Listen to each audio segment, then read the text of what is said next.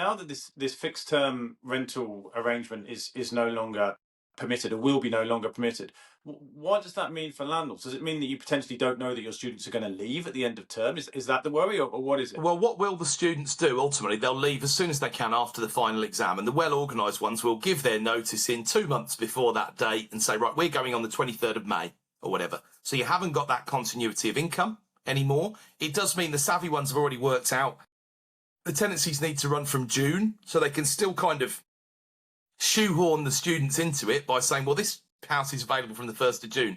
I don't really care if you're not using it over the summer. You're paying for it anyway. And if you don't pay for it, somebody else will. And of course, this collapse in supply will do that. But if you think about it, investment works based on risk apart from anything else. And there is a higher risk than there ever was. Lots of these student landlords have had these properties 10, 15, 20 years. They're what's called Article 4 areas. So permitted development to create more HMOs is not allowed in order to prevent studentification, aside from anything else. So there's a walled garden around the supply as it stands. So if you can only take stock out of the student market, as I say, especially in a growing one, then what do you think you're going to see? You're going to see deep shortages, and you're going to see rents, which are already fairly punchy for student houses, moving upwards, certainly in some of the cities where there's a constraint of supply.